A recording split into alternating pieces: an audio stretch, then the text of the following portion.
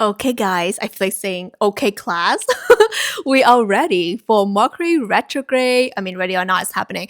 Mercury Retrograde is back again. It's the last one of this year. Yep, that's right. So I want to talk to you about the Mercury in retrograde in the sign of Sagittarius from November 25th all the way to December 15th. What this means for you, the three ways it's going to affect you, the three ways that you can work with it to manifest the best life ever. So if you're interested in manifestation, if you're interested in becoming the best version of yourself, well, this video, you don't want to miss it. Let's keep going.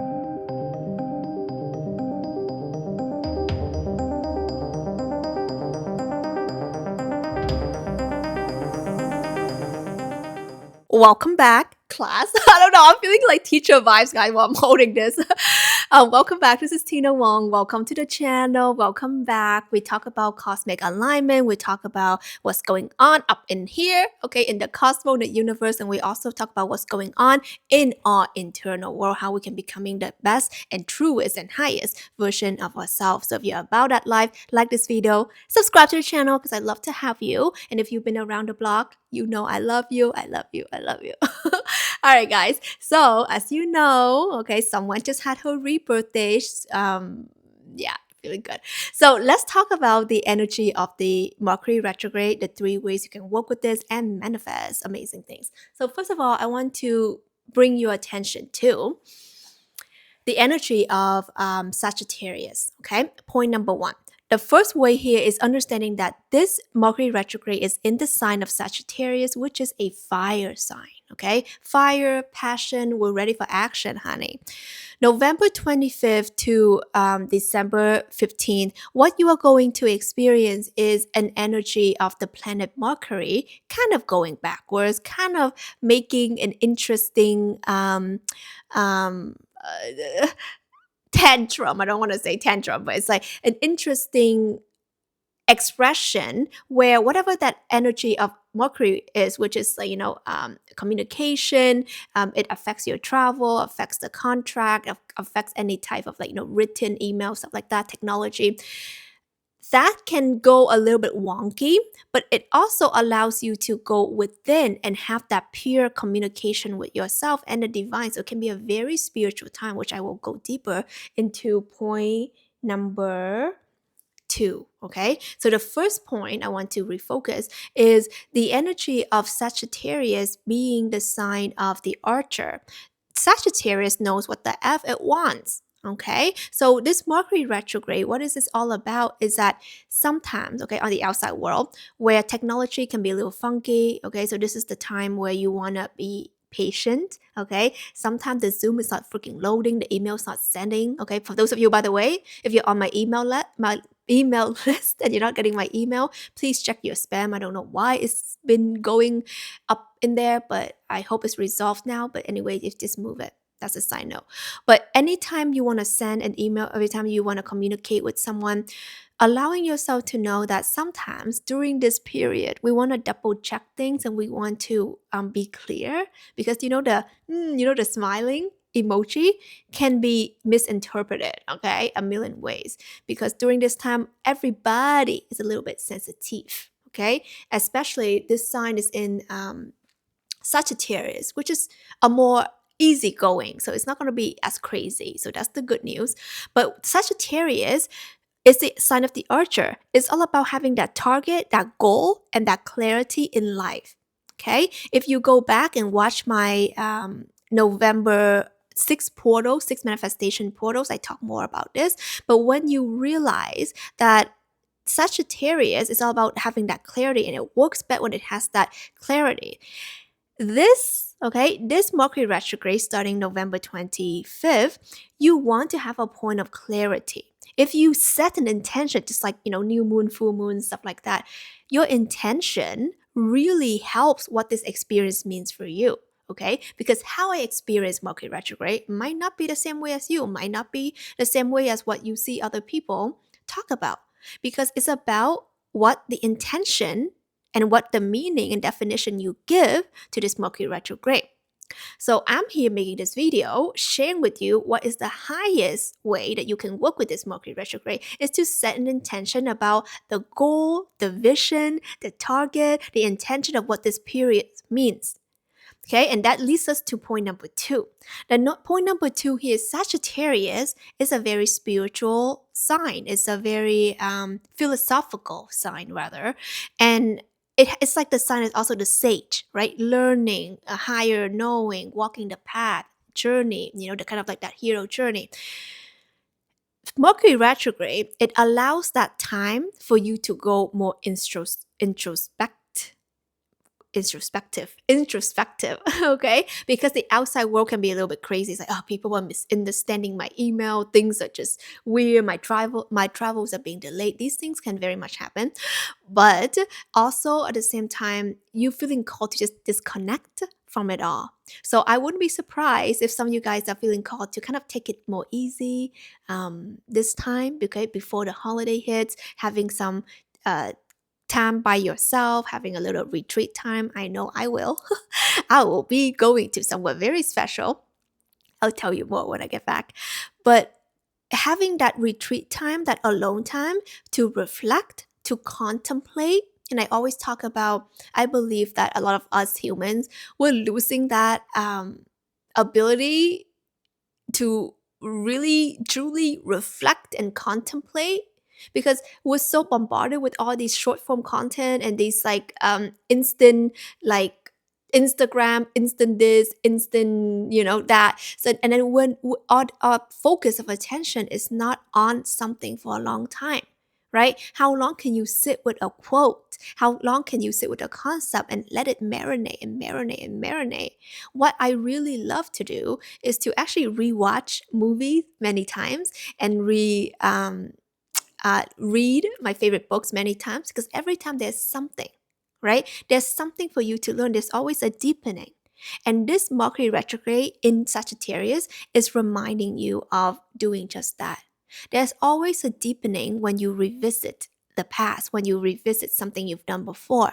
So when people, you may have heard of manifestation and some basic sayings like your inner world creates your outer world. And I always say in my coaching is that it's not some cute saying. It's the very instruction and reality of this life. And once you kind of understand what that quote is, not just some, quote by Lao Tzu, quote by whoever, quote by Buddha. It's when you understand that concept and sit with it and understand the depth and the layers and the truth of it, you arrive at a deeper place and you understand this reality even more. Okay, so when you think you know everything, you're actually the fool. Okay, because the wise man or wise woman knows that they know nothing. That's the definition of true wisdom. So during this Mercury retrograde, I want you to think about what is the wisdom in the things that I think I already know. I want you to question that. What if I don't really know it? What if there's a deepening? Right?